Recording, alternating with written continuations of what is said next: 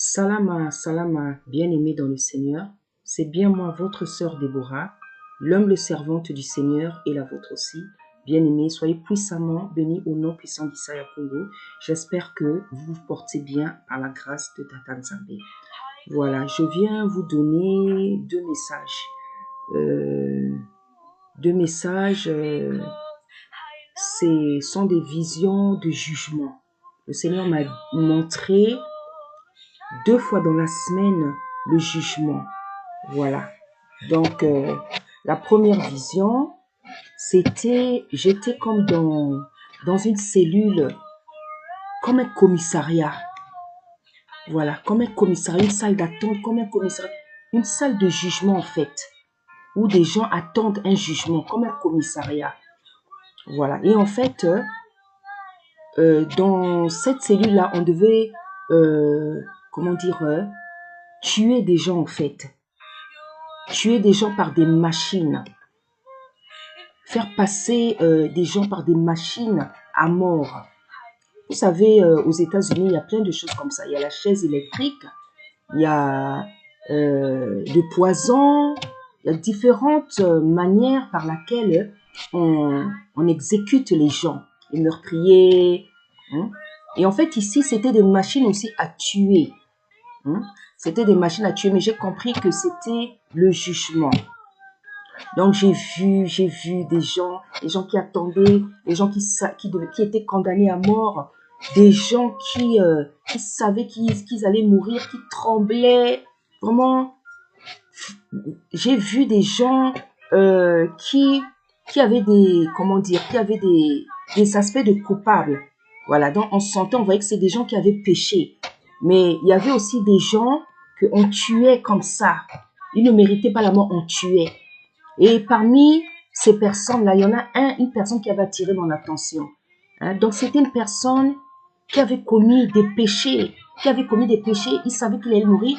Et en fait, on commençait à le faire rentrer dans la machine à mort. Il avait tellement peur qu'il bavait. Il transpirait, il bavait. Il était rempli de froid. Parce que les machines étaient terribles, bien aimées.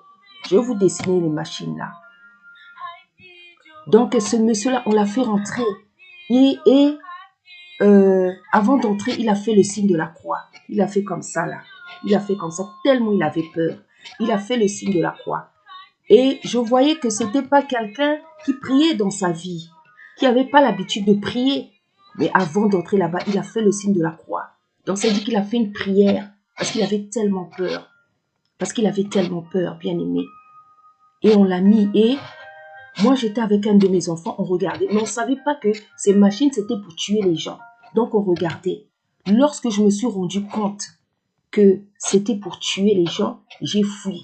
Et un de mes enfants aussi, il s'est rendu compte que c'était pour, c'était pour tuer. Il a fui aussi. Mais avant que je fuis, j'ai pu voir, pas comment la personne était en train de mourir, mais j'ai pu voir lorsqu'on l'a mis.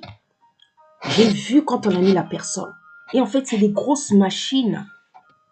Vous savez, les machines avec lesquelles on fait le fromage. Je vais vous montrer ça. Mais des plus grosses machines où on tourne le lait pour que le lait devienne de la crème. C'était des machines comme ça. Mais des machines maintenant pour les hommes, pour tuer les hommes. Et, oh Seigneur. Et en fait, on a fait rentrer la personne. Bien aimé. Il avait tellement peur. Il transpirait, il bavait. Bien aimé, je suis même fatiguée. Je suis même déjà fatiguée d'expliquer ce songe. Parce que c'est effroyable, bien aimé. C'est effroyable. C'est effroyable. Je ne comprends pas les gens qui n'écoutent pas quand on leur dit d'arrêter le péché, bien aimé. Bien aimé, le jugement sera terrible. Le jugement sera terrible, bien aimé. Le jugement sera terrible, bien aimé. Là, ce sont des images que Tata Nzambe nous donne du jugement. Donc, on a fait rentrer la personne. Et quand on fait rentrer les personnes là, les machines là, ça commence à tourner. On appuie un bouton pour que ça tourne. Et quand ça tourne, bien aimé, donc les machines sont hautes comme plus grandes que les hommes. de manière à ce que les hommes puissent rentrer. Quand tu rentres dans cette machine-là, ça commence à te broyer, ça commence à te broyer, ça commence à te broyer. Donc on entend des cris, on entend des cris, on entend. Et quand la personne est rentrée, bien aimée, le bruit de la machine était tellement effroyable qu'on n'entendait même pas, on n'entendait pas bien les cris de la personne, mais il criait. C'est plus le bruit de la machine, bien aimée. La machine là représente le jugement. Ça veut dire que le jugement sera terrible. Bien aimé, c'est plus le bruit de la machine que j'entendais que les bruits de la personne qui criait. Et la personne criait, et avec quelqu'un qui lui disait, tu vas encore continuer à pécher, tu vas encore continuer. Il disait, non, non, tu vas encore, on lui demandait, tu vas encore continuer. Il disait, non, il criait. Et après, finalement, comme il avait fait une prière, il avait fait le signe de la croix. C'est-à-dire que dans son cœur, il avait fait une prière. Et Tata Nzambe, le juge, a eu pitié de lui. Parce que finalement, on ne l'a pas tué. On l'a fait sortir. On a fait sortir ce monsieur. On l'a fait sortir. Mais bien aimé, il était impacté. Il était impacté. Ces machines-là l'avaient presque tué. Parce que quand il est sorti, on l'a fait sortir. Il était presque mort, on l'a mis par terre. Et sa gorge était remplie de sang. Sa gorge était remplie de sang. D'accord, donc il crachait le sang, parce qu'il était presque mort. Il était presque mort. Et une personne qui s'est levée, elle est venue le consoler. Et je crois que c'était Issa Yakoum, c'était l'archange, parce qu'on l'appelle le consolateur. Il était par terre, presque mourant, mais avec du sang de la gorge qui sortait. Et la personne qui s'était levée, elle lui disait, elle le consolait en fait. Elle donnait des paroles de consolation, elle le consolait.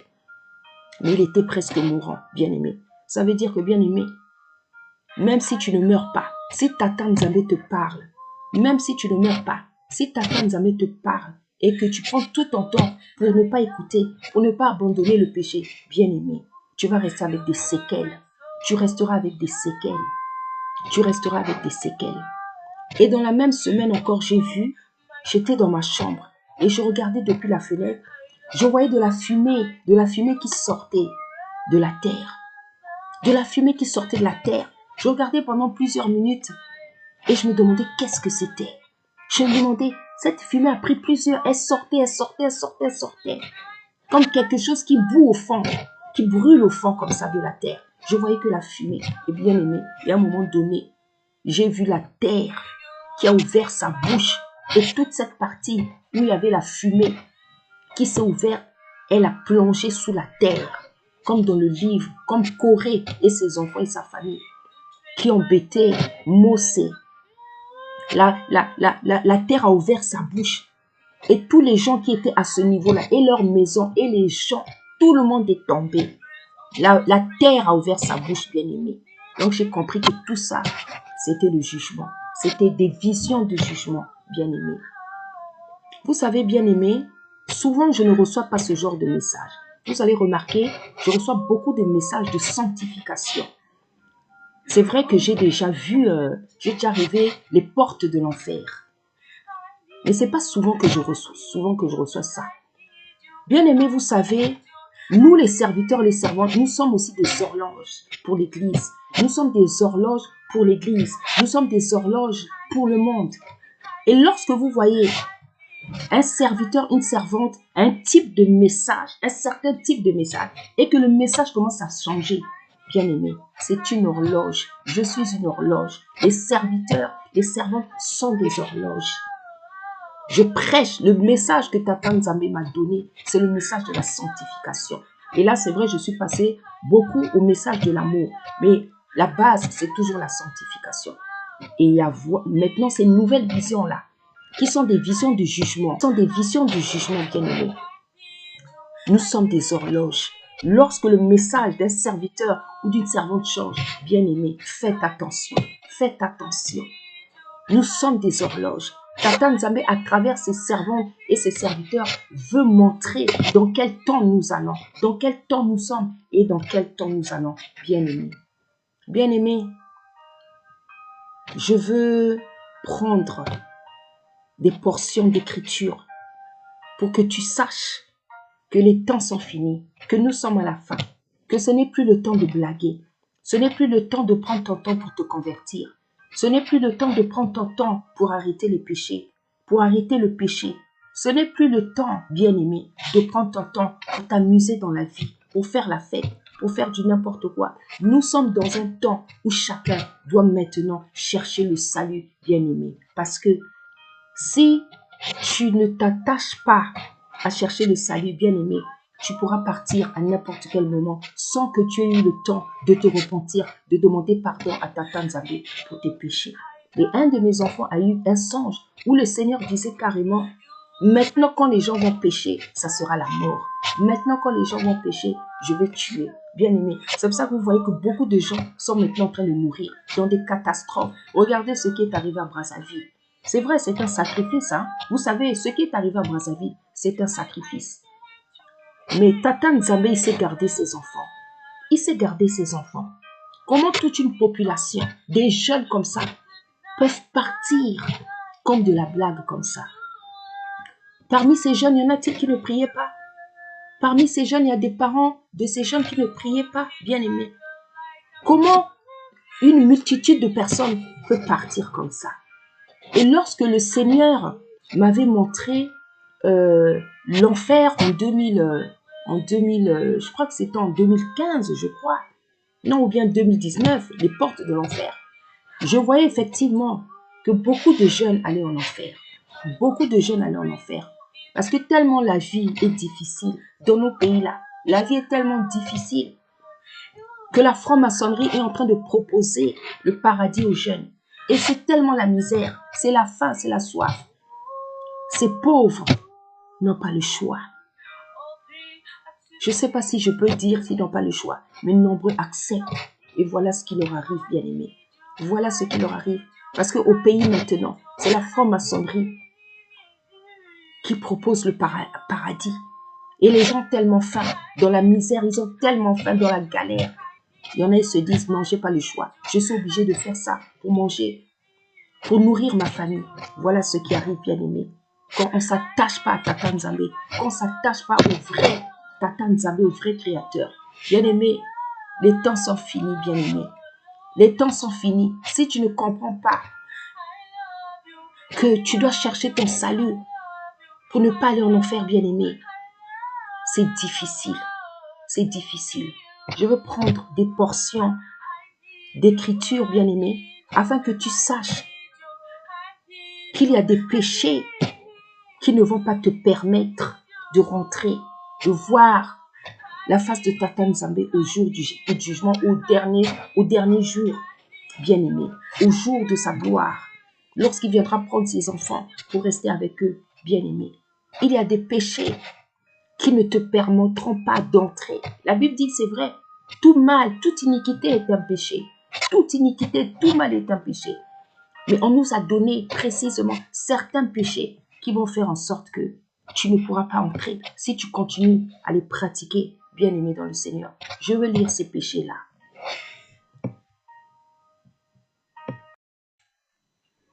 Donc, bien-aimé, nous sommes dans 1 Corinthiens 6, 9. Je lis la parole au nom puissant d'Issaïa Congo. Ne savez-vous pas que les injustes n'hériteront point le royaume de Tata Nzambe? Ne vous y trompez pas, ni les impudiques, ni les idolâtres, ni les adultères, ni les efféminés, ni les infâmes, ni les voleurs, ni les cupides, ni les ivrognes, ni les outrageux, ni les ravisseurs n'hériteront le royaume de Tata Nzambe. Et c'est là ce que vous étiez, quelques-uns de vous. Mais vous avez été lavés, mais vous avez été sanctifiés, mais vous avez été justifiés au nom du Seigneur Issaïa Congo et par l'esprit de notre Tata Nzambe. Bien-aimés, voilà une certaine catégorie de gens qui ne vont pas hériter le royaume des cieux. La Bible dit que tout mal, toute iniquité est un péché. Tout mal, toute iniquité. Mais plusieurs fois dans la Bible, on nous cite des péchés vraiment qui vont faire en sorte que tu ne puisses même pas rentrer dans le royaume des cieux. Donc, bien aimé, je veux relire, afin que tu saches quels sont ces péchés-là. Quels sont ces péchés? Quelles sont ces abominations? On nous dit que les impudiques n'hériteront pas du royaume de Tata Nzambe. Donc, tout ce qui est lié à l'impudicité, l'adultère, la sodomie, la masturbation, la fornication, tout ce qui est lié au sexe, les péchés du sexe, les impudiques n'hériteront pas du royaume des cieux. Les idolâtres n'hériteront pas. Tu es idolâtre. Tu pries devant une statue. Tu pries avec la soi-disant statue de la Vierge Marie. Alors que la Vierge Marie, c'est une sœur comme toi et moi, qui est morte, qui attend la résurrection.